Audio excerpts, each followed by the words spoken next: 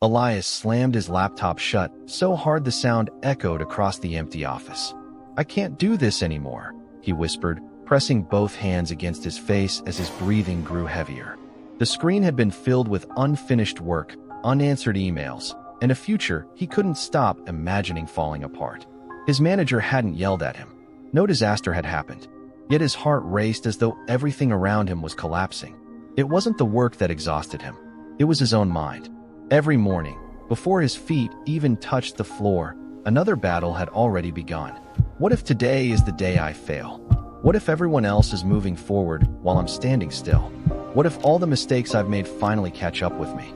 By the time the sun rose, Elias already felt defeated. The worst part came at night. The world became quiet. His apartment became silent.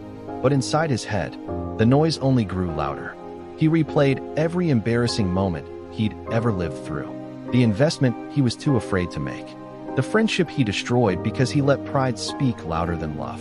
The interview where anxiety stole every confident word he had prepared. No matter how hard he tried, his mind always found another reason to keep him awake. His body begged for sleep.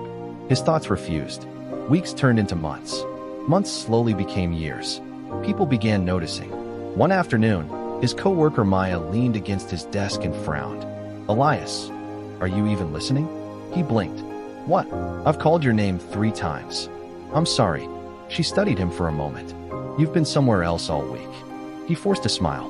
"I'm just tired." "No," she replied softly. "You're carrying something." He wanted to answer.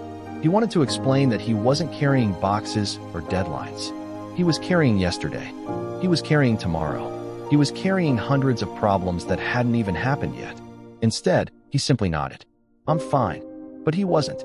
That Friday evening, Elias couldn't take it anymore. Instead of driving home, he turned onto a quiet country road and kept driving without knowing where he was going.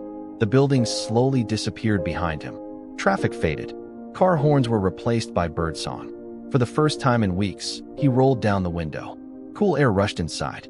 He breathed deeply. Still, his thoughts followed him. After nearly an hour, he reached Willow Creek Nature Reserve. He parked his car and began walking without any destination. The trail stretched quietly ahead. Leaves crunched beneath his shoes. The farther he walked, the quieter the world became. Eventually, he noticed an elderly man kneeling beside a small flower garden beneath a giant willow tree. The old man carefully brushed dirt from his hands before looking up. Their eyes met. "You look like you've been running," the old man said. Elias looked behind him. "There isn't anyone chasing me." The old man smiled gently. "I wasn't talking about your feet." Those words stopped Elias where he stood. The old man pointed toward a wooden bench beneath the tree. "Come, sit." For reasons he couldn't explain, Elias did. Neither of them spoke for nearly a minute. The silence didn't feel awkward. It felt safe. Finally, the old man asked quietly, "What are you carrying?" Elias laughed bitterly. "If I start talking, I'll probably ruin your peaceful afternoon." "I've lived long enough," the old man replied with a warm smile. "I've learned that people don't ruin peace by speaking. They ruin themselves by staying silent."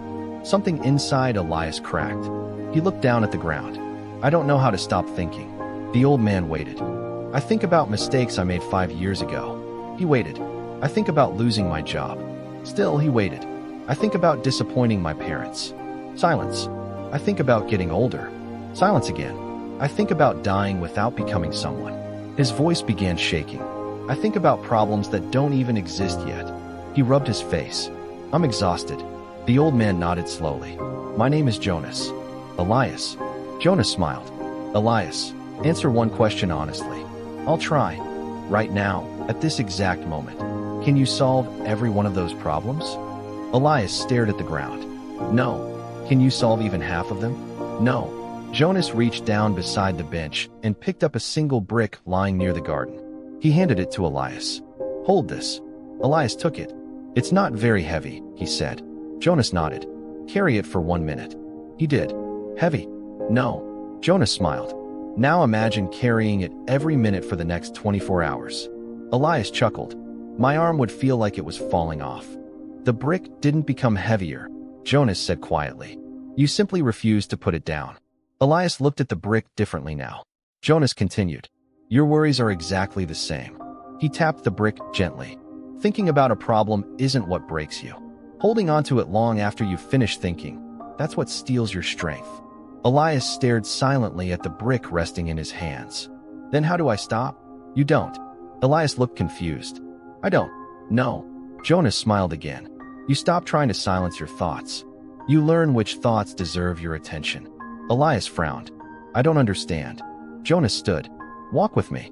They followed a narrow path until they reached an old wooden windmill standing alone across an open field. Its blades turned slowly as the evening breeze passed through them. Jonas pointed upward. Tell me something. What? Can you control the wind? No. Can the windmill? No. Then why does it keep turning? Elias watched the blades carefully before answering. Because it works with the wind. Jonas's eyes brightened. Exactly. He turned toward Elias. Most people spend their lives trying to control what was never theirs to control. My future, Elias whispered. Jonas nodded. Other people's opinions. Elias nodded again. My past. Jonas smiled. You already know the answer. Elias looked away. My past is the hardest. I've made mistakes. Jonas bent down and picked up an old rusty key lying near the fence. He placed it into Elias's hand. What does this key open? I don't know. Nothing. Jonas folded Elias's fingers around it. But once, it opened an important door. He paused. Would you carry this key in your pocket for the rest of your life simply because it was once useful? Elias slowly shook his head. No. Jonas's voice became softer. Then why are you carrying mistakes that have already taught you what they came to teach? Tears filled Elias's eyes. I don't know. I do, Jonas replied. Because somewhere along the way, you believed guilt would protect you from making new mistakes. He gently placed a hand on Elias's shoulder. But guilt doesn't make people wiser. It only makes them heavier. For the first time in years, Elias didn't try to hide his tears. He simply let them fall. Jonas waited until he had composed himself. Before you leave, I want to give you something. What is it? A question. Elias smiled faintly. Only one. Jonas laughed. It's enough. He looked directly into Elias's eyes. Whenever your mind begins racing, ask yourself this. Can I change this today? If the answer is yes, I act, Elias finished. Jonas nodded. And if the answer is no? Elias looked toward the windmill, turning peacefully in the breeze. I let it go. Jonas smiled proudly. Now you're beginning to understand.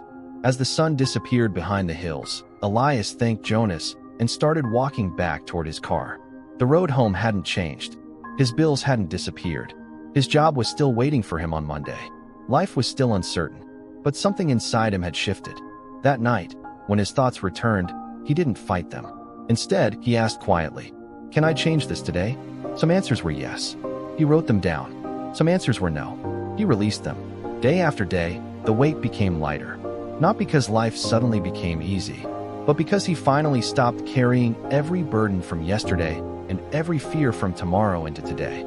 He began noticing things he'd ignored for years. A sunrise through his apartment window, the laughter of strangers in a cafe, the warmth of fresh coffee on a cold morning, and the peace that had been waiting for him all along. Life hadn't changed. Elias had. And perhaps that's the greatest transformation any of us can experience. If this story reminded you of someone who carries invisible burdens every day, share it with them. You never know whose heart might need these words today. And before you go, let me ask you one question. What's one worry you're ready to put down? Share your answer in the comments. Sometimes saying it out loud is the first step toward letting it go. If stories like this inspire you to grow, find peace, and see life differently, don't forget to like this video, subscribe to the channel, and join us for the next journey. Until then, remember this. The heaviest burdens in life are often the ones we never needed to carry in the first place.